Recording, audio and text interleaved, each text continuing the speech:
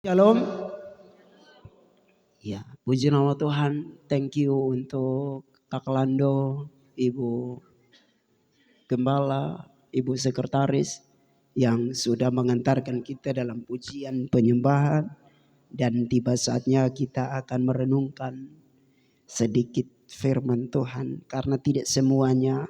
Hari ini saya hanya berkhotbah dari beberapa bagian saja, masih di dalam tema yang sama, Life in the Holy Spirit. Sama-sama berkata Life in the Holy Spirit. Jadi temanya tetap sama dalam 1 bulan ini, dan saya berharap supaya Bapak Ibu tidak bosan-bosan dengan tema ini. Karena satu tema dalam 1 bulan dengan satu pembicara rasanya itu sungguh sangat berat. Tapi saya percaya bahwa Tuhan Allah berkarya untuk memberkati setiap kita. Di setiap harinya tentunya ada pesan-pesan yang baru yang datang dari firman Tuhan. Firman Tuhan memang dari dulu, sekarang, bahkan sampai selama-lamanya hanya itu.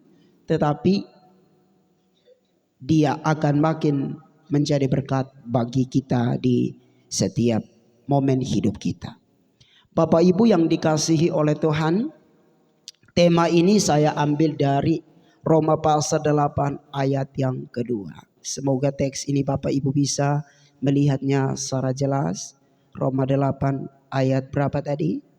Ayat 2. Di dalam Roma pasal 8 ayat kedua, di dalam teks itu kalau Bapak Ibu memberi waktu untuk membacanya secara rutin dan memperhatikannya, nampaknya di dalam teks ini Paulus begitu serius menjelaskan tentang hidup di dalam roh, atau sebaliknya roh ada di dalam kita.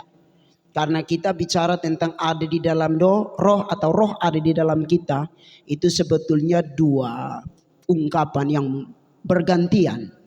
Walaupun bergantian di dalam bagian ini, tetapi roh di dalam kita dan kita di dalam roh itu bicara tentang kuasa ilahi, kehadiran pribadi ketiga Allah Tritunggal tinggal menetap di dalam kita, menguasai dan mengontrol seluruh hidup kita. Karena itu di dalam bagian ini saya berharap Bapak Ibu bisa memperhatikannya dengan baik. Sebab hari ini saya memilih untuk mengkhotbahkan teks ini dalam beberapa bagian, walaupun di situ cuma hanya 15 slide. Minggu lalu itu kalau tidak salah ada 8 slide. 8 slide, lalu kemudian kita butuh waktu 1,5 jam untuk menyelesaikan 8 slide. Tapi puji Tuhan hari ini bertambah menjadi 14 slide. Jadi mungkin kita butuh waktu sampai jam 3 sore untuk menyelesaikannya. Saya berharap Bapak Ibu bisa mengikutinya, karena saya tetap konsisten untuk mengajar. Walaupun Bapak Ibu tidak sekolah teologi, tapi saya berharap di dalam TPI Agape Bapak Ibu bisa belajar seperti mahasiswa teologi. Tidak ada yang bilang amin. Jarang-jarang dapat orang yang mau mengajar walaupun tidak kuliah, tapi mengajarkan Bapak Mama seperti orang yang kuliah. Nah, Bapak Ibu yang dikasih oleh Tuhan, kalau kita memperhatikan teks ini akan lebih menarik kalau kita baca bersama-sama dalam hitungan yang ketiga supaya kita sama-sama mengerti isi teksnya. 2, 3. Roh yang memberi hidup telah memerdekakan kamu dalam Kristus dari hukum dosa dan hukum maut. Bapak Ibu yang dikasihi oleh Tuhan, kalau kita memperhatikan ini secara relasi kata, relasi teks, hubungan teks, atau orang teologi bilang semantik. Apa tadi? Semantik. Jadi pola semantik itu saya coba belajar. Ini mungkin akan menjadi satu kisah khusus untuk Bapak Ibu dan teman-teman yang sedang studi baik S1 maupun S2 atau yang studi S3. Dan di sini ada beberapa alumni yang sudah STH dan ada beberapa yang MTH. Saya memilih untuk menyampaikan ini mungkin sesuatu yang baru bagi Bapak Ibu. Dalam semantik itu ada beberapa bagian.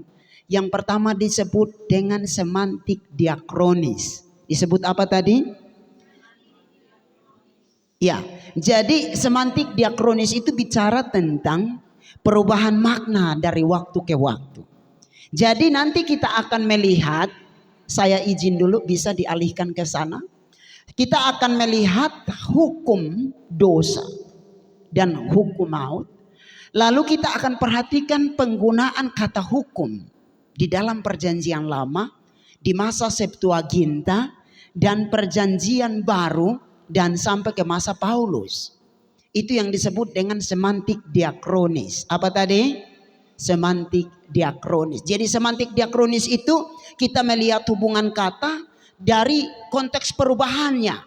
Saya kasih contoh Indonesia supaya lebih mudah dan lebih dimengerti dari gaya bahasa ya. Bapak mama yang hidup di tahun 70-an, kalau menyebut Soekarno bilang apa? Soekarno. Betul ya? Soekarno, Soeharto, pokoknya soe-soe. Ada tambahannya. Tapi kita yang sekarang hidup di tahun 2002, ya 2020-an atau mungkin 90-an ke atas, mulai berubah dari Soeharto menjadi Soeharto. Itu namanya perkembangan diakronis, perkembangan makna kata. Nah, di dalam bagian ini kalau Bapak Ibu memperhatikan khusus terkait dengan kata hukum atau nomos. Apa tadi? Nomos. Nomos itu dalam bahasa Yunani, hukum dalam bahasa Indonesia. Nah, kata nomos ini itu identik dengan adat. Identik dengan apa? Adat. Jadi kalau kita di Kupang itu ada namanya nikah adat, nikah gereja. Betul kok? Nah, kadang-kadang nikah adat duluan sebelum nikah gereja. Kalau sudah nikah adat boleh katanya, yang penting orang tua dong so ketemu. Boleh kita kumpul-kumpul dulu toh. Itu hukum adat. Hukum apa tadi? Adat. Yang penting sebawa sopi 1 botol. Betul Bapak sopi 1 botol, sirih pinang. Yang semalam ibu khotbah, tidak ada orang yang makan sirih pinang lalu buat buang ludah itu gula-gula. Itu tidak ada. Sirih pinang keluar sirih pinang. Nah itu adat. Apa tadi? Adat. Yang nanti kalau mau kumpul-kumpul itu harus moke 1 botol dulu. Itu adat. Apa tadi? Adat. Itu sama dengan nomos. Apa tadi? Nomos. Nomos itu hukum atau aturan, atau bisa dikatakan begini, kebiasaan yang disepakati oleh masyarakat di zaman dulu. Jadi nomos di zaman dulu itu adalah satu kebiasaan yang disepakati oleh massa, oleh umat, oleh seluruh manusia, lalu mereka sepakat untuk hidup dengan pola itu. Misalnya kita di Indonesia Timur juga dikenal dengan sopan santun. Betul ya? Jadi kalau waktu selesai makan, kenyang tidak jawab kenyang, tapi jawabnya kinyang kakak. Atau yang kedua pakai bahasa simbolik pas, disuruh tambah pas. Nah kadang pas ini membingungkan. Makanya di dalam bagian itu berarti ada kebiasaan yang seringkali kita sepakati dan kita biasakan itu. Atau yang kedua, permisi tapi sopan santun dalam bentuk gestur. Dalam bentuk apa tadi? Apa itu gestur? Gerakan tubuh. Jadi gestur itu gerakan tubuh. Nah, Bapak Mama bisa memperhatikan kalau kita di Indonesia Timur, lihat hamba Tuhan duduk begini, cara jalannya gimana? Permisi Pak, permisi Pak, permisi Pak, permisi Pak. Tunduk sampai di sana. Itu kebiasaan. Apa tadi? Hukum adat. Bilang hukum adat. Datang sampai di Jawa ketemu orang yang lihat orang tua. Tadi ngomong dengan siapa? Kita jadi terganggu, betul tidak? Karena kita punya pola di sana, kita mau terapkan di seluruh kota Surabaya. Cocok atau tidak? Tidak cocok. Makanya tidak boleh terganggu. Karena kebiasaan budaya itu berkembang dan berbeda. Kita juga di Indonesia Timur itu kalau mau panggil makan sopan santun, umat bukae kukubae. Beda dengan ibu yang dari Ternate. Odoka. Jadi kita dengar itu kayak orang marah-marah. Orang lewat sana dipanggil. Kita kan tidak ada budaya itu kan. Apalagi kita pas ada orang ibadah kok dianggap cuma saudara. Odo kasih odo kasih, tidak ada yang begitu. Tapi di tempat ibu mereka tidak apa-apa karena sudah biasa. Dan walaupun kita duduk di situ, dia jalan tidak perlu tunduk. Yang penting sudah ngomong permisi mau lewat. Ya sudah. Kita di sana tidak. Sudah ngomong permisi harus tunduk lagi. Permisi. Bahkan mohon maaf tapi pegang. Permisi mau lewat. Nah, karena itu budaya apa tadi? Budaya. Nah, nomos yang disebut adalah kebiasaan yang disepakati oleh masyarakat. Ini terjadi di mana? Di pra-klasik, Yunani klasik. Jadi sebelum Yunani berkuasa, itu budaya dia ada. Nomos itu ada maknanya. Lalu di masanya Septuaginta menerjemahkan kata nomos itu dalam terjemahan dari bahasa Ibrani itu Torah atau hukum. Nah, hukum sudah mulai berubah, bukan lagi kebiasaan. Tapi Taurat itu sudah bicara tentang pengajaran atau hukum ketetapan yang datang daripada Tuhan. Jadi karena datang dari Tuhan, maka aturan ini merupakan satu bagian yang berbeda makna. Kalau tadi kebiasaan yang disepakati, sekarang lu mau sepakat atau son sepakat, yang penting jalan. Karena ini aturan siapa? Tuhan. Berbeda kok tidak? Yang tadi orang Yahudi, mereka sudah punya kebiasaan sendiri, tiba-tiba Musa datang dan tawarkan 10 hukum. Siapa di sini yang baru dapat aturan langsung taat? Tidak ada. Justru kalau buat aturan baru itu kita ngomong, gereja apa? Persekutuan apa pindah-pindah?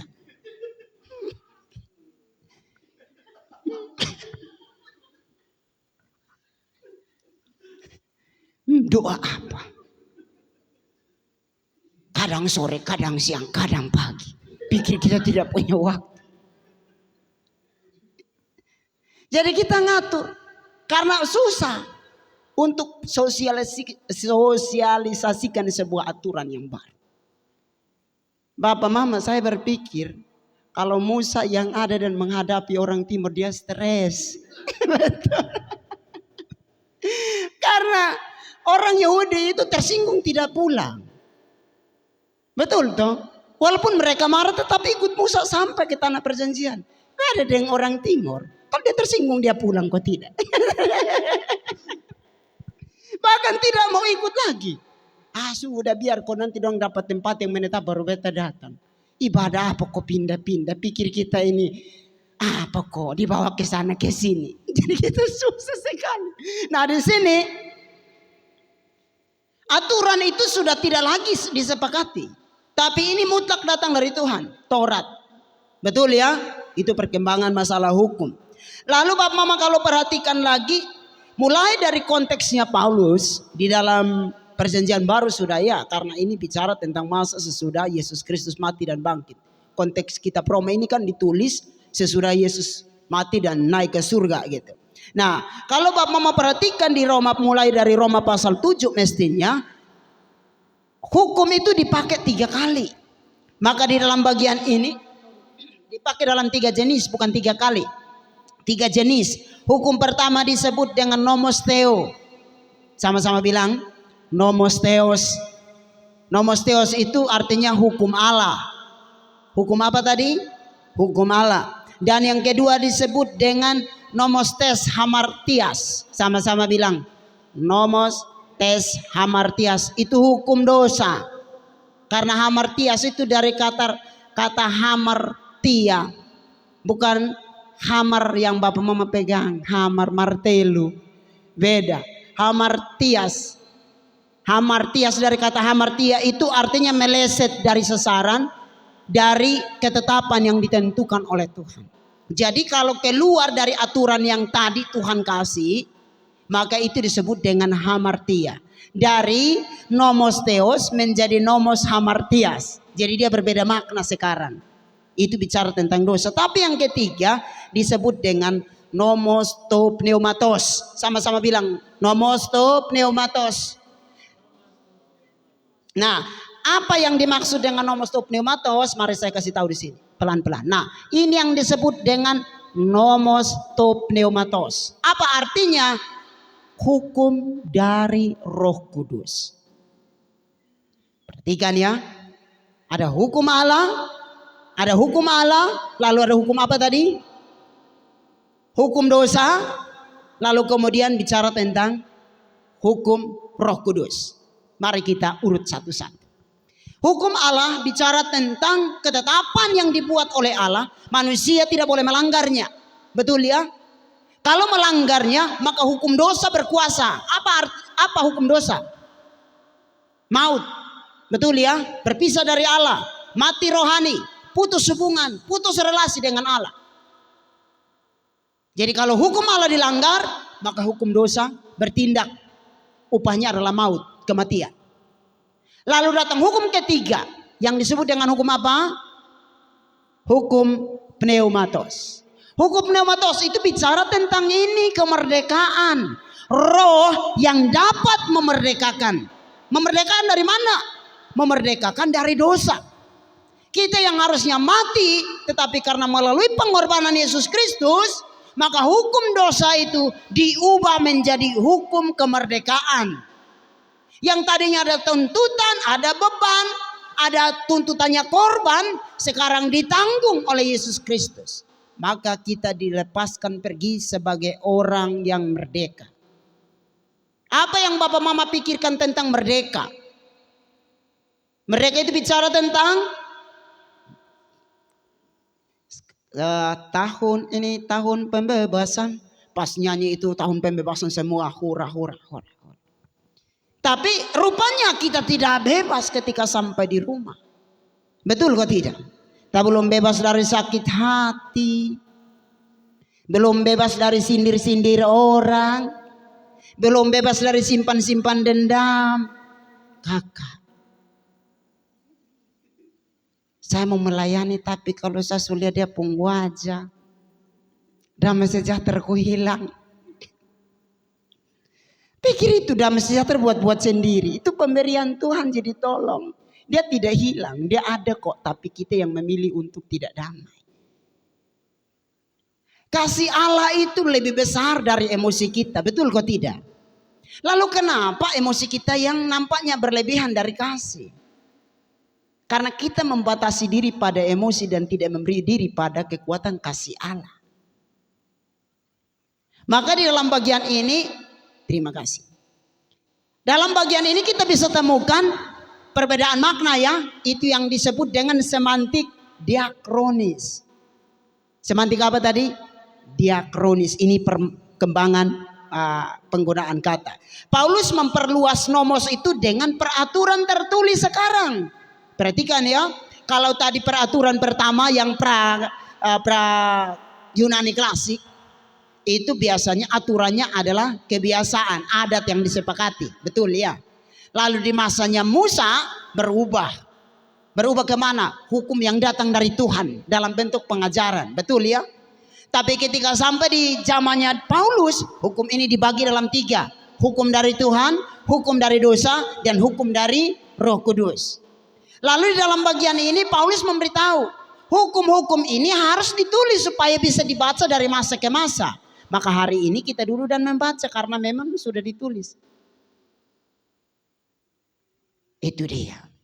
Karena itu waktu Bapak Mama membaca Roma pasal 8 ayat 2, mengharuskan kita untuk membaca ayat 1. Mari kita baca ayat 1. Roma pasal 8 ayat 1. Demikianlah sekarang tidak ada penghukuman bagi mereka yang ada di dalam Kristus Yesus. Penghukuman tidak berlaku bagi mereka yang en Kristo Yesus. En Kristo Yesus itu tinggal menetap berada dalam kekuasaan Yesus Kristus. Bukan Kristo Yesus. Itu keluar. Tapi en itu di dalam. Tinggal menetap dan berada dalam Kristus. Kalau suara saya terlalu banter nanti bisa dikurangi sedikit. Jadi di dalam bagian ini, Bapak Mama kalau membaca pasal 8 ayat 1, itu bukan bagian terpisah. Bukan bagian terpisah dari apa Pak Agus?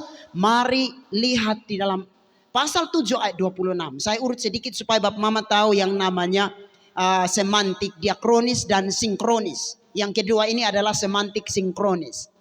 Apa tadi? semantik sinkronis, hubungan kata dari sinkronnya dari teks itu sendiri. Nah, di dalam bagian itu Bapak Mama kalau memperhatikannya dalam ayat 26. Coba perhatikan ayat 26, sama-sama baca 23. Jadi dengan akal budiku aku melayani hukum Allah, tetapi dengan tubuh insaniku aku melayani hukum dosa. Paulus sedang membuat perbandingan bahwasanya dulu di luar Kristus saya melayani Tuhan hanya dengan akal budi, dengan pemahaman, pengertian. Tapi tubuhku tidak sampai dipersembahkan kepada Tuhan. Jadi mengenal Tuhan hanya sebatas pengetahuan. Karena memang dia kelompok Sanhedrin, kelompok pembelajar, belajar firman Tuhan, tahu semua aturan. Jadi melayani Tuhan dengan pikiran, tetapi tidak melayani Tuhan dengan tubuh. Dan coba Bapak Mama cek dalam gereja-gereja, coba Bapak Mama cek dalam komunitas-komunitas, coba Bapak Mama cek dalam setiap kumpulan-kumpulan. Ada banyak orang memang tahu kebenaran, tahu firman Tuhan, tahu tentang Tuhan, bahkan menyanyi lagu rohani, tetapi hanya sebatas dalam pikiran, tidak dapat diterjemahkan dalam hidup hari lepas hari. Maka yang dimaksudkan dalam bagian ini, Paulus sekarang beralih dari pasal 7 yang tadinya dikuasai, dia tahu semua hukum Taurat, tapi tidak satu pun yang sebetulnya dapat membebaskan. Karena dengan makin bertambahnya aturan, orang makin melanggar. Maka sekarang dia beralih. Oh, sekarang beda. Kalau dulu hanya pikiran yang layani Tuhan, tapi tubuhku tidak melayani Tuhan. Sekarang dua-duanya. Pikiranku melayani Tuhan, tubuhku melayani Tuhan. Bisakah kita ambil keputusan yang sama? Punya keyakinan yang sama dengan Rasul Paulus dalam bagian ini? Amin, kok tidak? Jadi waktu dia duduk dengar firman Tuhan, orangnya ada di sini, pikirannya ada di sini, hatinya ada di sini. Karena ada banyak orang yang duduk mendengar firman Tuhan, raganya ada dalam gereja, tapi jiwa dan rohnya melayang-layang di dalam segala persoalannya. Pikir tentang setelah ibadah ini mau mancing di mana, mau futsal di mana, Piala Dunia mulai jam berapa. Pikiran kemana-mana. Mau main game dengan siapa, mau judi online dengan siapa, mau skater dengan siapa-siapa, mau PS dengan siapa, mau biliar dengan siapa, mau tipu siapa lagi. Jadi pikiran kemana-mana. Tapi dalam bagian ini Paulus bilang tidak, jiwa dan ragaku itu melayani Tuhan. Maka di situ dia mulai dengan istilah sinkronis. Nah, Bapak Mama yang dikasih oleh Tuhan, ini merupakan prinsip utama. Satu prinsip yang perlu kita yakini di hari ini, life in the Holy Spirit, itu berarti kita memberi hidup kita untuk dimerdekakan oleh Tuhan. Amin. Jadi kalau kita belum merdeka dengan segala situasi, sorry to say, walaupun kita berkata, jadikan aku rumah doamu, sambil menangis meneteskan air mata, dan bahkan air mata kita keluar tetesan-tetesan darah, tetap malaikat bilang, sorry kawan, kau belum merdeka. Tapi kalau dia sudah merdeka, walaupun dia doa dalam hati, malaikat bilang, sudah saya tahu apa maksudmu. Kira-kira begitu. Karena apa? Kita sudah merdeka. Banyak orang terlihat di senyumannya merdeka-merdeka, tapi banyak terikat. Betul kok tidak? Jangan lihat Agus Faut ketemu siapa saja, salam, salam, salam. Lalu merdeka sonde. Ada banyak ikatan-ikatan yang kadang-kadang itu sukar dilepas. Makanya kadang-kadang ada yang berkata begini, jenis yang satu ini harus dihadapi dengan apa?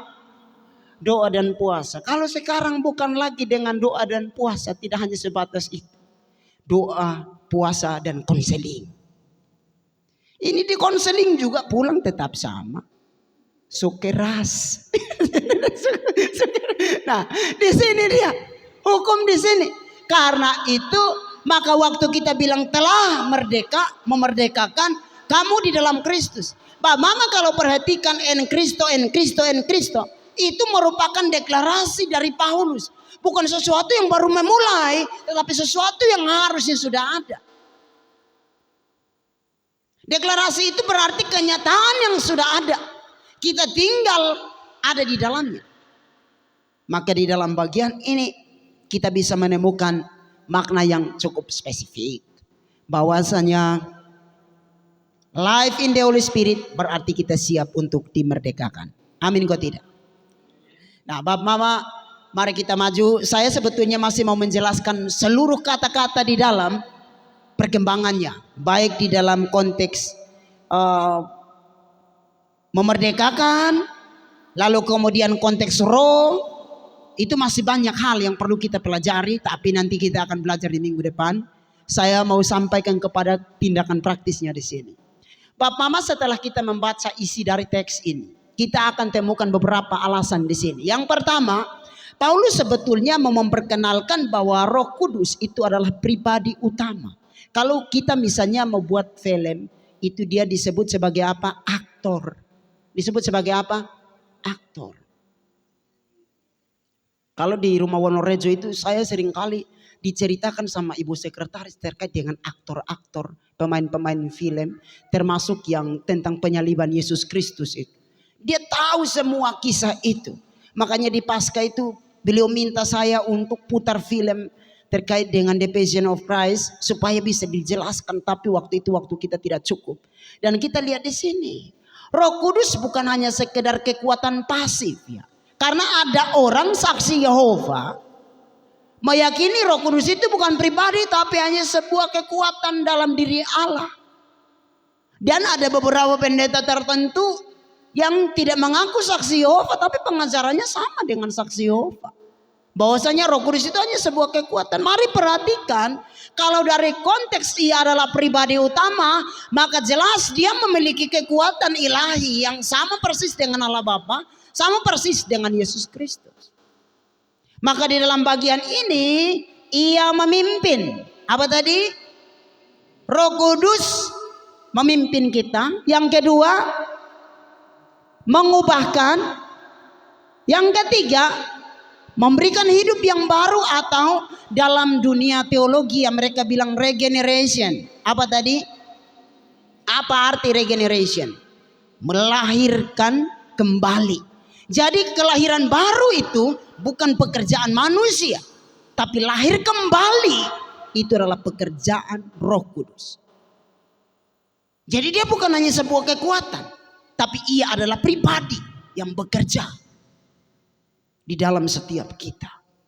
Jadi saat mulai lemah, mulai putus asa, ingat ada pribadi Roh Kudus yang siap memimpin kita. Dan kalau tetanggamu rasanya susah diubah, tenang, bukan engkau yang mengubahnya, tapi siapa? Roh Kudus yang akan mengubahkan.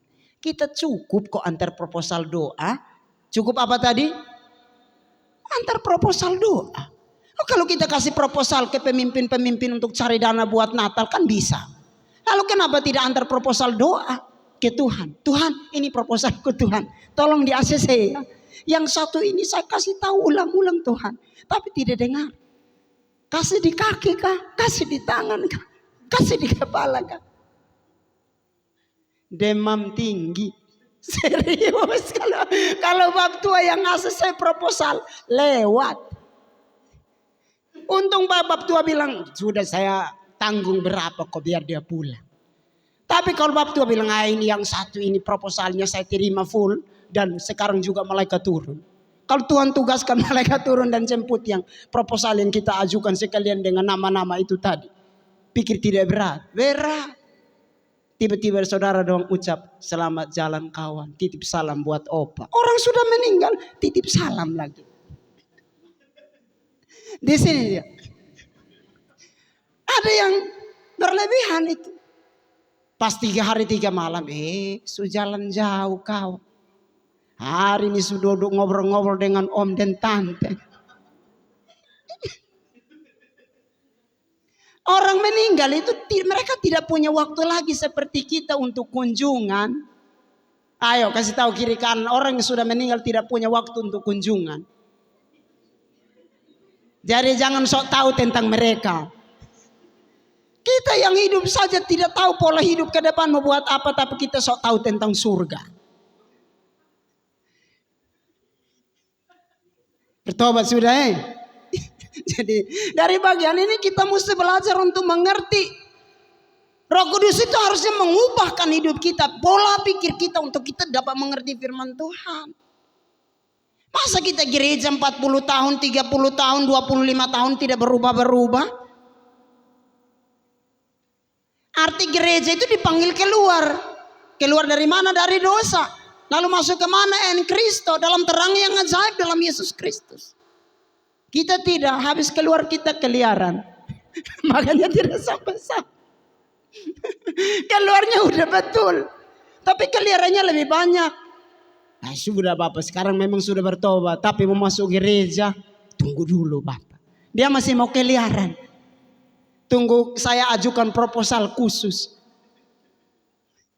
Ya sekarang saya punya pola, kalau ditegur 2-3 kali kau tidak dengar, naikkan proposal. Kan bab tua yang ACC, saya cuman permohonan saja. Fatmatan. jadi dari bagian ini kita belajar sama-sama untuk memberi hidup kepada Tuhan. Karena Roh Kudus yang dapat mengubah kita. Kita tidak bisa mengubahnya sendiri. Percaya sama saya. Walaupun saudara seorang yang hebat, profesor sekalipun, kita tidak bisa mengendalikan hidup ini kalau tidak ada Roh Kudus di dalamnya. Kita tidak bisa mengontrol hidup ini kalau tidak ada pribadi Roh Kudus yang tinggal di dalamnya. Karena pengontrol hidup itu harusnya Allah, bukan kita. Tahu kenapa? Karena pemiliknya adalah Allah, bukan kita. Hidup yang kita miliki sekarang bukan milik itu, tapi itu milik Tuhan. Makanya saya setuju dengan pujian tadi. Suka-sukamu Tuhan, suka-sukamu Tuhan. Ini baru diproses 1 hari menangis. Tuhan, Tuhan, Tuhan. Tapi katanya nyanyi suka-sukamu Tuhan. Untung bukan saya. Kalau saya bilang perpanjang waktunya.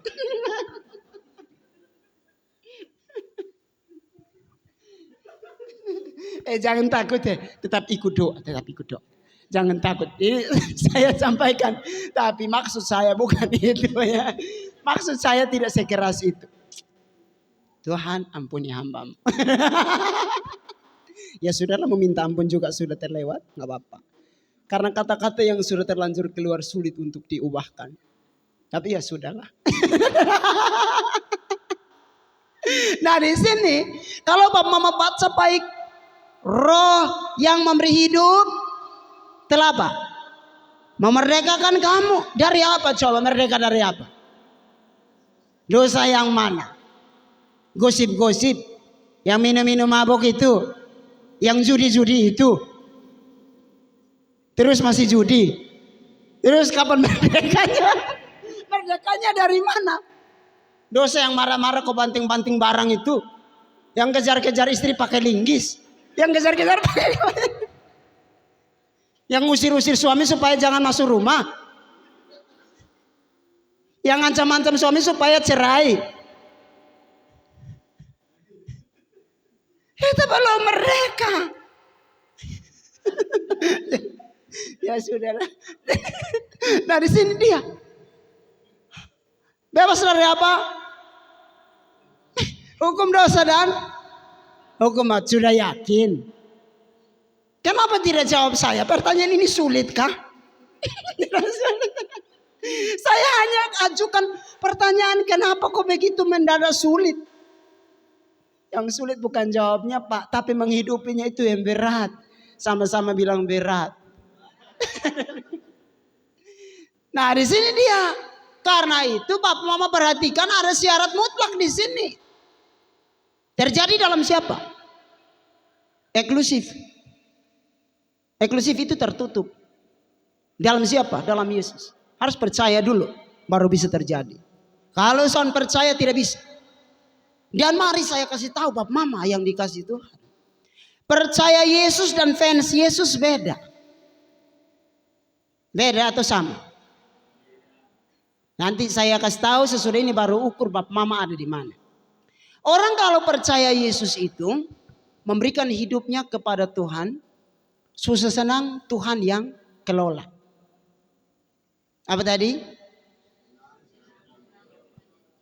Tapi orang yang fans Yesus itu hanya butuh Yesus di waktu-waktu tertentu. Saat susah masuk gereja. Mau baptis masuk gereja. Anak-anak baptis masuk gereja. Urus akte dan seterusnya datang ke gereja. Karena kalau tidak datang ke sana, anak-anak tidak bisa sekolah. Nah itu orang yang fans Yesus. Mereka punya KTP Kristen, iya. Tapi hanya fans Yesus. Karena mereka fans Yesus, maka pada waktu mereka datang, bahasa Timur bilang begini. Wenam saya mana MSO. Yang bahasa Indonesianya bilang begini ya. Mungkin sudah naik ketemu baru datang. Sudah ketemu kena batunya baru datang.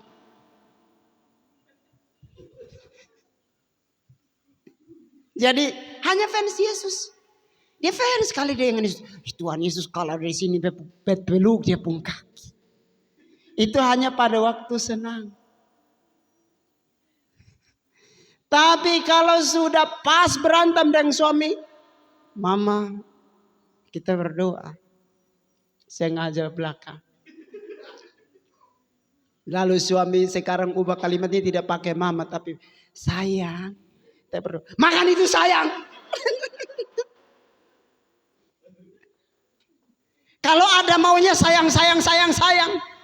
Tapi kalau sudah maunya sudah terpenuhi, lihat kita kayak kotak sampah.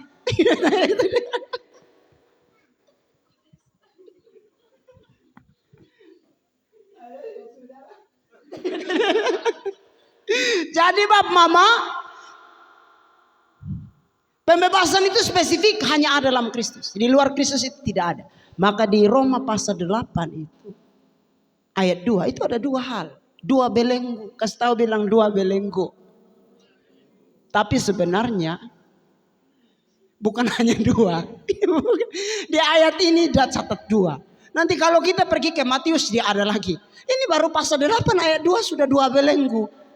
Nah kalau kita selesaikan semua Roma berapa belenggu coba? Mungkin. Setahu tuh. Nah di sini ada dua belenggu di sini. Belenggu apa? Belenggu apa? Dosa dan kematian. Belenggu dosa dan kematian itu kita sudah dibebaskan total. Yesus mati di kayu salib lunaskan itu. Makanya Roh Kudus memberikan jaminan merdeka. Bukan hanya dibiarkan merdeka begitu saja tapi ada jaminannya. Roh Kudus memberi cap tanda kita milik Tuhan. Kita sudah merdeka. Merdeka dari apa? Dosa. Yang kedua, kematian. Nah di sini siapa yang masih berdosa? Semua kita masih berdosa. Bantu saya baca Roma pasal 6 ayat 23.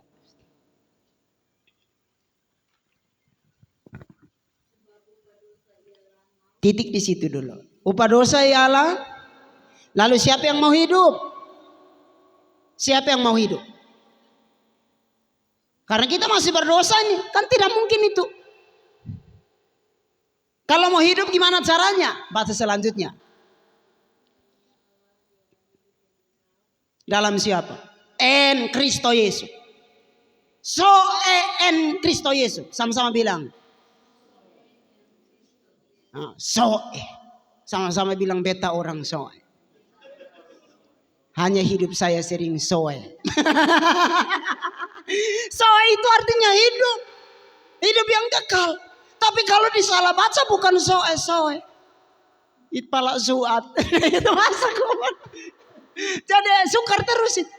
Nah di sini kita mesti belajar bahwasanya kehidupan itu hanya ada di dalam Kristus Yesus.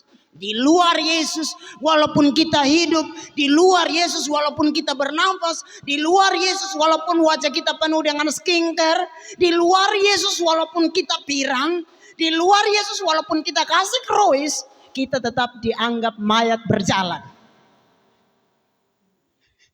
Serius.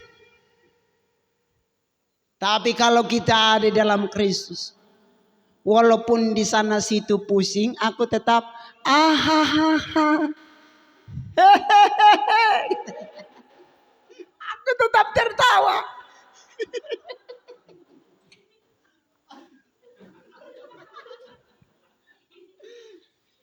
Jadi dalam Kristus aku tetap tertawa gitu. Susah iya, tertawa itu susah. Pas orang lain susah-susah, pas ada yang di PHK dari pekerjaan, dia datang tidak lagi susah. Dia pulang dari sana, hehehe, mama aku dipecat. Bukan datang lemas.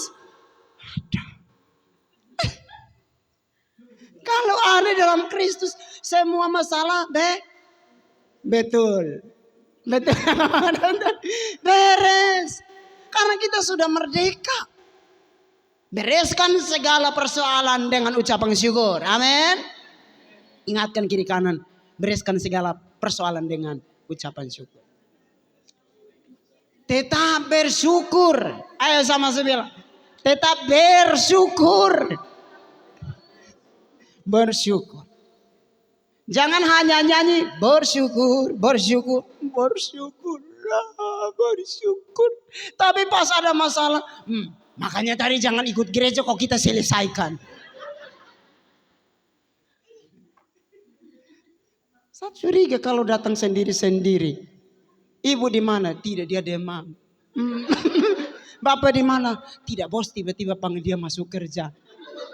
Padahal dia tidur di rumah karena berantem.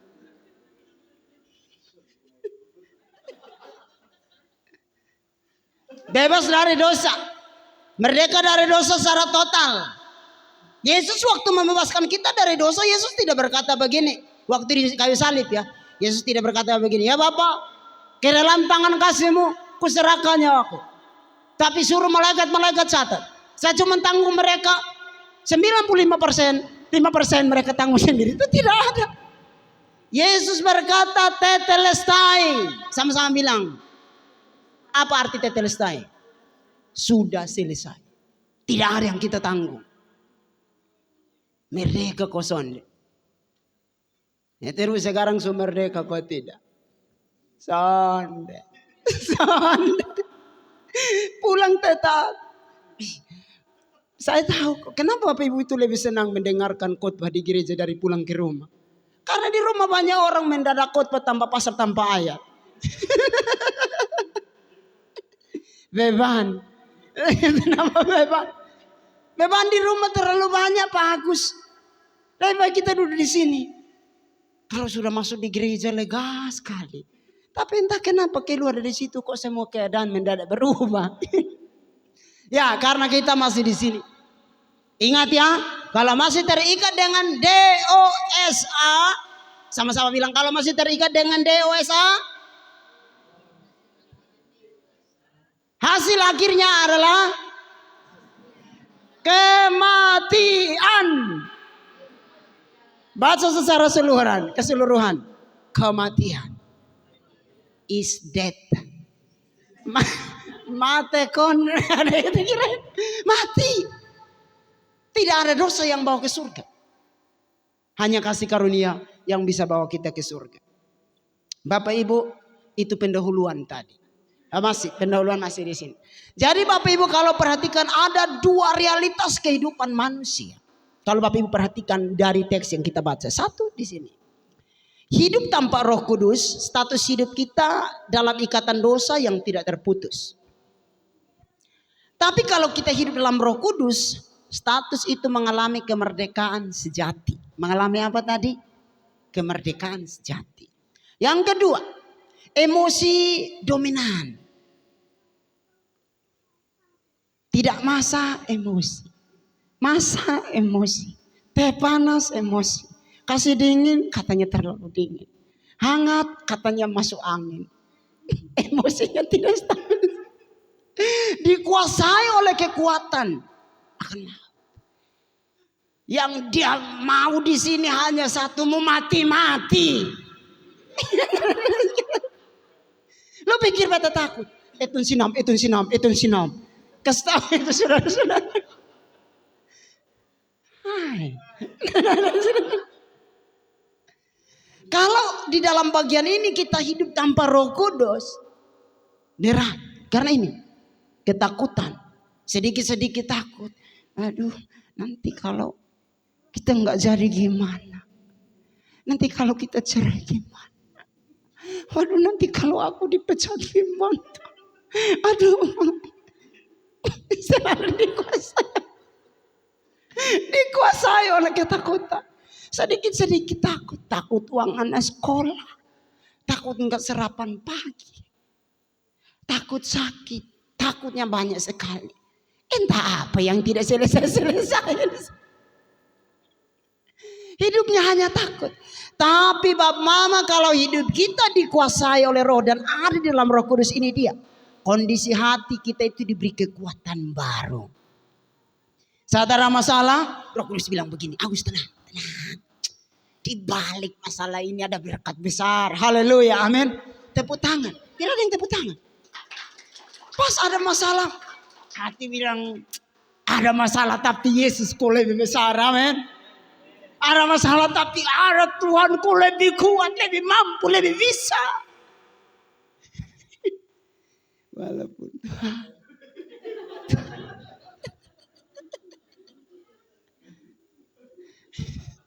di sini dia kekuatan yang baru dan dipimpin. Berhenti di sini, sudah berhenti di sini. Hidup masing-masing sudah. Urus sama yang tetap urus aku. Urus masing-masing.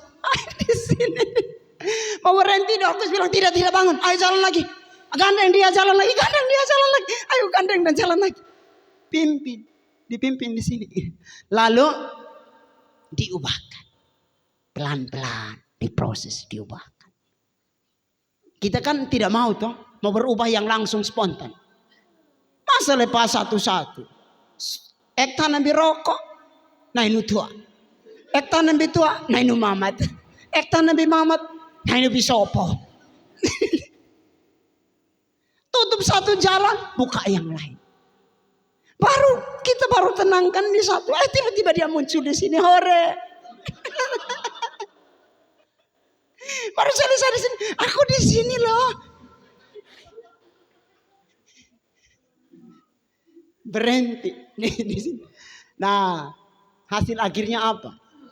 Orang kalau dipimpin oleh Roh Kudus, tanpa Roh Kudus terjerat dalam siklus kegagalan moral dan keputusasaan. Sering gagal, putus asa, sudahlah. Nggak ikut lagi, sudahlah. Jadi kalau ketemu orang yang sedikit-sedikit sudahlah, berhenti itu sudahlah. Aku loh cuman ini. Aku makan itu aku loh. Ya.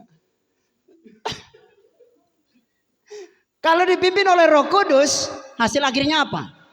Hidup selaras dengan kehendak Allah yang sempurna. Tiap hari kita memikirkan gimana supaya baik. Jadi kalau ada ini dalam hidup kita, di situ kita percaya ada Roh Kudus dalam hidup kita. Tapi kalau misalnya yang ada gimana supaya hancur, gimana supaya bisa bubar semuanya. Nah, itu berarti kita di sini hidup tanpa Roh Kudus. Karena kehendak Roh Kudus adalah kesatuan. Maka di dalam bagian ini kita maju di poin pertama untuk khotbah hari ini. Bab Mama, yang dimaksudkan dengan life in the Holy Spirit berarti kita merdeka dari apa tadi? Dosa. Mari kita definisikan satu-satu di sini. Dalam bagian ini Paulus sebetulnya memberikan satu definisi baru terkait dengan kemerdekaan. Kemerdekaan sejati bukan berarti bebas melakukan apa saja sesuai keinginan. Tetapi kemerdekaan adalah terlepasnya kita dari kuasa dosa yang selama ini mengikat kita, takdir manusia. Kuasa dosa inilah yang selalu menyeret manusia menuju kematian rohani. Jadi kalau diajak berdoa, dia tidak suka orang berdoa. Nyanyi lagu rohani dia tidak suka. Tapi kalau bilang kau kenal Veronica, ulang itu lagu. Ulang. Putar ulang, jangan scroll dulu kak. Ini orang mati rohani. Mati, iya betul. Orang kalau mati rohani itu dia tidak suka dengan hal rohani. Dia hanya suka dengan dunia, dia hanya tertarik dengan hal dunia. Ada tidak di komunitas kita? Dia tidak masuk gereja.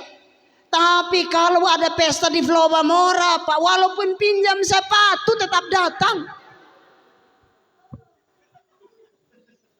Serius itu. Hanya mau terus. Mau bawa ini kemana? Tapi kalau ditanya mati kemana, surga. Pikir surga itu buatanmu.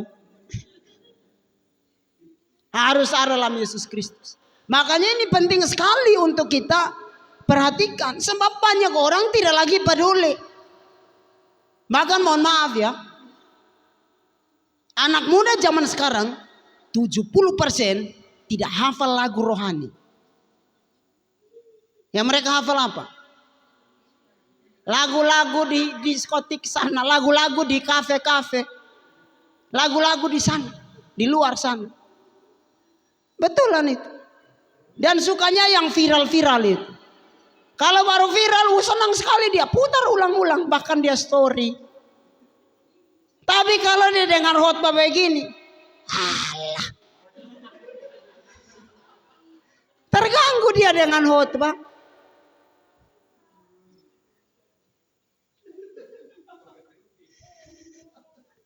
Makanya di dalam bagian ini kita perlu perhatikan ada ciri orang yang hidup dalam roh. Satu, sama-sama baca 2, 3. Mari saya kasih tahu, perbudak itu begini, kita menjadi suruhan dari dosa. Lalu tanya kiri kanan putus kok. Jangan tanya bilang dengan siapa, dengan apa. Karena kalau dengan siapa itu mencurigakan. Jadi kalau ditanya putus kok, tanya balik putus dengan apa. Jangan bilang dengan siapa. Karena itu mencurigakan. Yang kedua,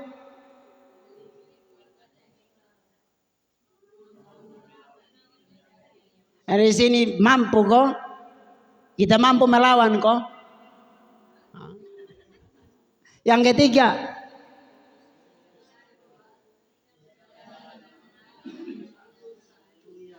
ini puji Tuhan atau haleluya. Di sini dia kebenaran dan kekudusan. Benar itu dalam bahasa Yunani menggunakan kata aletheia, tapi ada menggunakan dikaiosune. Kebenaran dalam proses hidup itu disebut kebenaran dikaiosune karena proses dari waktu ke waktu. Kebenaran aletheia itu kebenaran absolut milik Tuhan, khusus untuk Tuhan. Lalu kekudusan itu menggunakan kata hagios. Apa tadi? Hagios artinya berpisah dari dosa dan khususkan hidup untuk Tuhan. Jadi kita dikuduskan berarti kita dikhususkan bagi Tuhan.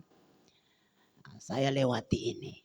Mengapa usaha manusia selalu gagal untuk mengubah hidup? Kenapa? Karena ini. Karena kemerdekaan hanya terjadi dalam Yesus Kristus, bukan melalui usaha moral semata. Tidak bisa.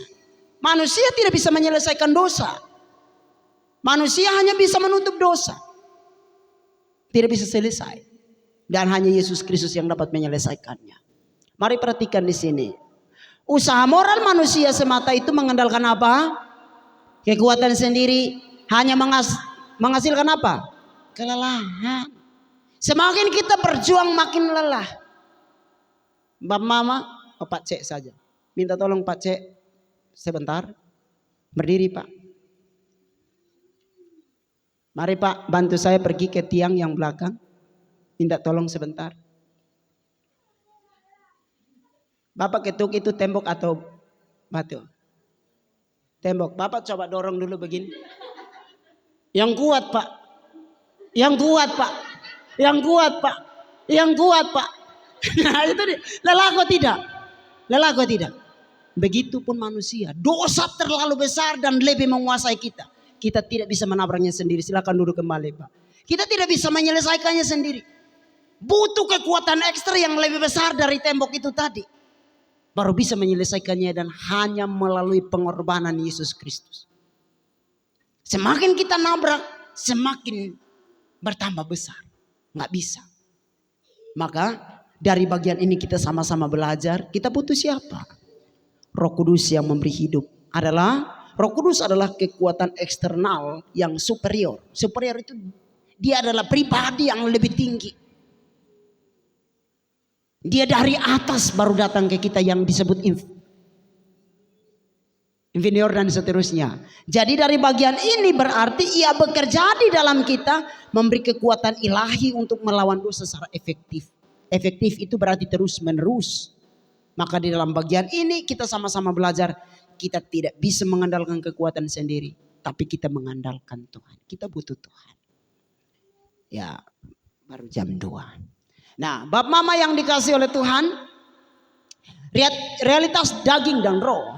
Kalau kita perhatikan mengapa hidup terlepas dari Allah justru menciptakan perbudakan baru. Di sini dia. Kalau kita dalam daging, kebebasan duniawi tanpa Allah. Tapi kalau kita di dalam roh, kemerdekaan sejati, dan kita ada dalam roh, bebas melakukan apa saja demi diri sendiri. Tapi kalau kita ada dalam roh, hidup selaras dengan kehendak Tuhan. Tuhan yang dilayani. Kalau kita dalam daging, kita diperhamba oleh kejahatan dan keinginan daging. Tetapi kalau kita dalam roh, kita menggunakan kebebasan untuk melayani Tuhan. Hasil akhirnya apa? Kalau kita hidup dalam daging, kematian rohani dan kekosongan. Orang menyanyi, orang berdoa, kita tidak rasa apa-apa. Dan hidup terasa hampa. Kita ibadah juga tidak ada nilai apapun yang kita bisa petik. Kita tidak beroleh apa-apa. Kita ikut ibadah, kita cuma buang waktu saja. Kita tidak memperoleh apa-apa. Kalau kita lebih menuruti keinginan kita. Kalau kita memilih untuk mengikuti perasaan kita, kemauan kita, tuntutan kita, kosong. Dan kita mati rohani. Kita tidak punya relasi dengan Tuhan. Walaupun kita aktif berdoa, kita bisa pimpin doa, kita bisa pimpin pujian, kita bisa khotbah. Tapi orang lain yang memperoleh berkat, kita tidak punya relasi dengan Tuhan. Bahkan kita tidak rasakan berkat apapun dalam khotbah itu. Maka bagian ketiga, Roh Kudus memimpin. Kalau kita hidup dalam roh, Roh Kudus memimpin pikiran kita, tindakan kita pada kebenaran. Pikir benar, lakukan benar. Memang semua start dari pikiran. Tidak ada orang yang bilang, aku kilaf. Tiba-tiba, aku sebetulnya bukan itu loh. Aku bukan itu. Terus apa?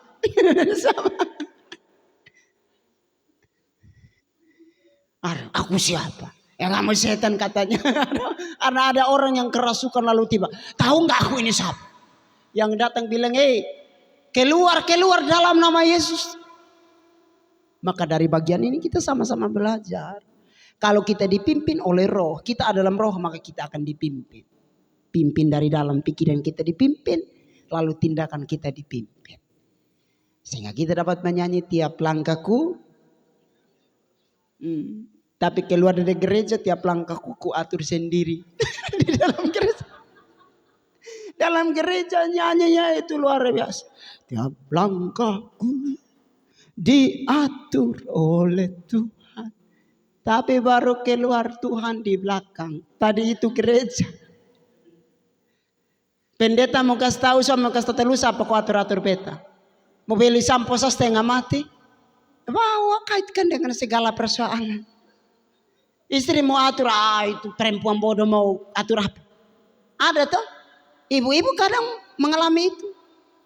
Karena kita kebiasaan, kecoplosan. Stop. Alasannya kecoplosan. Jadi dari bagian ini kita mesti belajar, Bapak Ibu yang dikasih oleh Tuhan. Ada 3 hal yang perlu kita pelajari. 1.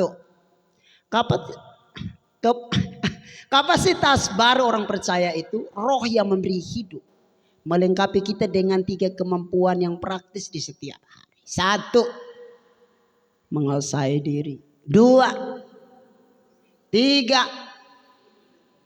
Nah, sekarang satu, kemampuan untuk merespon keadaan tanpa dikendalikan oleh emosi asal dunia yang merusak. Di sini ada yang mampu.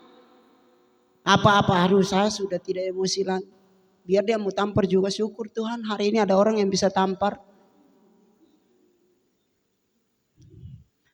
Ada yang berani bersyukur.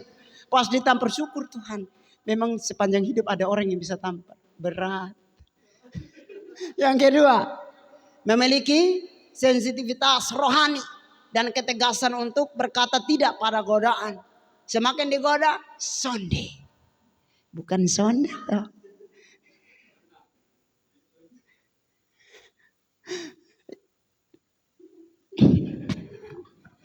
Ketiga, menjadikan setiap keputusan, pekerjaan dan tindakan sebagai sarana untuk meninggikan nama Tuhan. Pakailah hidup untuk muliakan nama Tuhan. Dan biar dari bagian firman Tuhan ini kita dapat satu pesan di sini. Saya mau titip pesan, ini ada 2 poin. Tapi saya memilih untuk khotbahkan 1 poin saja. Nanti poin kedua saya lanjut di minggu depan. Jadi sintesis, kalau kita mau lihat satu perbandingan itu bicara tentang ilustrasi yang paling menarik itu adalah akar dan buah. Di sini siapa yang suka buah? Kalau mau ke Malang apel dulu. Keluar sedikit kakak, jangan lupa anggur. Buah naga. Ada yang suka sekali melon. Ada yang pernah dihukum makan semangka sebelah. Tengah malam jam 12 sampai jam 2 pagi. Buah. Nah di sini kalau Bapak Mama perhatikan, dosa itu dia ada akar derut di sini. Akarnya apa? Hukum dosa mengikat manusia pada pemberontakan rohani. Diajak berdoa tidak mau, ajak ke gereja dia tidak mau. Tapi pulang dari gereja bilang mau ikut futsal, kau tunggu. Kita mau mancing di mana? Biar saya yang beli itu alat-alat, yang penting Om temani. Ini dia di sini. Dia suka memberontak. Dia aja berdoa sedikit, tiba-tiba mendadak dia pembaju kotor semua, dia mau cuci. Dan jadwal cucinya hanya pas waktu mau doa. Sesudah doa dia tidak cuci lagi. Selama akar ini hidup, manusia tidak memiliki harapan. Selama itu akar-akar dong masih hidup, tetap walaupun kita berjalan tetap putus harapan terus, sedikit-sedikit menyerah. Di sini dia. Maka buahnya apa? Lihat di sini. Kematian adalah buahnya. Kalau dosa akarnya, maka buahnya adalah kematian. Jadi kalau ini the root, di situ the fruit. Nah, lalu hukum maut adalah ketetapan Allah. Betul ya? Kalau kita baca Roma, teks tadi yang saya bawa Mama, upah dosa ialah maut. Dan Allah sudah tentukan itu kepada Adam. Jangan ambil dan makan. Karena kau ambil dan makan, mati. Saya coba bayangkan. Kalau hukum makan buah mati. Lewat kita yang makan-makan mangga, apalagi curi mangga tetangga. Saya tidak yakin kok yang dulu-dulu di sini tidak pernah curi mangga. Kalau yang dari Maluku Ternate, saya tidak yakin kalau mereka tidak ngambil itu langsung milik orang lain. Semua kita tidak lolos. Lolos dari mangga kita pergi ke jeruk. Jeruk tetangga mendadak kita lihat ada kelelawar di atas kita mendadak lempar. Tapi lemparnya kok takser langsung dibuat.